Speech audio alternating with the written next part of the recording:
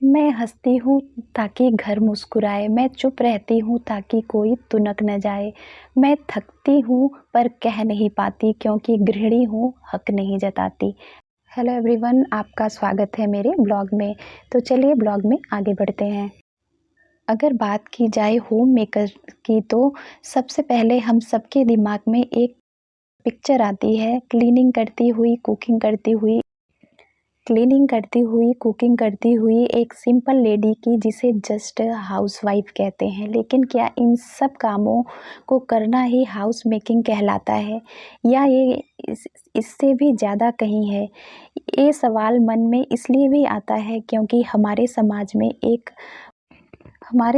में एक पर्सन की वैल्यू उसके इनकम से की जाती है, क्योंकि ज़्यादातर लोगों की सोच यही होती है कि नो मनी नो वैल्यू। इसलिए बहुत सी लेडी जो अपने घर घर को बनाए रखने के लिए अपना पूरा जीवन लगा देती हैं, उन्हें वो वैल्यू नहीं मिल पाती जो वो डिज़र्व करती हैं। छोड़िए कोई आपके बारे में क्या सोचता है, कितनी तारीफ़ करता है और कितनी बुराई, क्योंकि आप जो करती हैं अपनी खुशी से करती हैं। पर सबसे ज़्यादा तकलीफ़ तब होती है जब एक औरत खुद ये कहती है, मैं कुछ नहीं करती, बस घर का ही तो काम करती हूँ। मैं बहुत इज्जत करती हूँ ऐसी औरतों की जो 8 घंटे की जॉब करने के बाद कुकिंग, क्लीनिंग, लॉन्ड्री और अपने पूरे परिवार को संभालती हैं।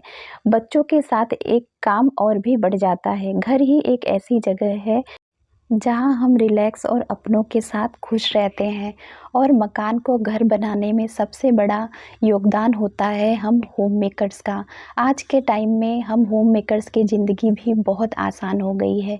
लेकिन कभी आपने सोचा है हमारी मदर्स के ज़माने में ऐसा कुछ भी नहीं होता था, फिर भी वो हर काम को टाइमली और ईज़िली कैसे किया करती थी, क्योंकि वो अपने कामों को लेकर एकदम डेडिकेटेड रहा करती थी और बिना एक भी शिकायत के पूरा दिन कुछ ना कुछ करती ही रहती थी।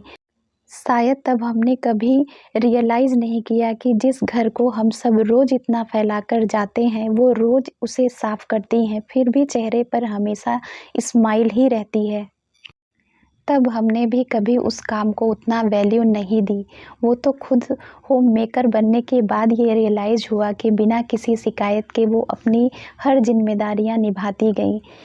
पर आज के समय में बहुत सारी ऐसी चीज़ें हैं जो हमें जागरूक बनाती हैं और हमें सुविधाएं भी बहुत सारी मिली हुई हैं। तो इन सब कामों के साथ-साथ हम सेल्फ केयर को भी प्रायोरिटी दे पाते हैं और अपने हेल्दी माइंड के लिए, अपने खुद को अपडेटेड रखने के लिए हम बहुत कुछ कर पाती हैं। अब हमारी ज़िंदगी उतनी बंधी हुई नहीं रह गई है। अब आप चाहें तो घर में रहकर ही कुछ स्किल सीख सकती हैं और घर के कामों के साथ-साथ फाइनेंशियली भी आप इंडिपेंडेंट बन सकती हैं। शायद आजकल की हर औरत इस दौड़ में लगी हुई है और हर किसी को लगना भी चाहिए। अगर हम कुछ भी घर में रहकर अच्छा कर सकते हैं, तो हर गृहिणी को ये काम ज़रूर करना चाहिए। इसलिए एक होम मेकर का गोल घर को वो जगह बनाना है जहाँ पूरा परिवार खुद को सुरक्षित महसूस करे। भले आपके काम को वो वैल्यू ना मिले जो आप डिज़र्व करती हैं, फिर भी आप दिन रात लगी रहती हैं उस घर को सजाने में, बनाने में, जहाँ शायद आपके मौजूदगी का एहसास लोगों को ना हो, लेकिन आपकी गैर मौजूदगी का एहसास उन्हें तुरंत हो जाता है।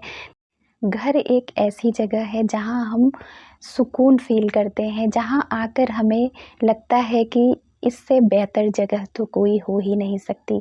घर हमारा चाहे आपका बड़ा हो या छोटा हो, लेकिन उस ईंट और सीमेंट से बने हुए मकान को घर हम औरतें ही बनाती हैं। तो कभी अपने आप को छोटा ना समझें और कभी मायूस ना हों कि आप सिर्फ़ एक जस्ट हाउसवाइफ़ हैं।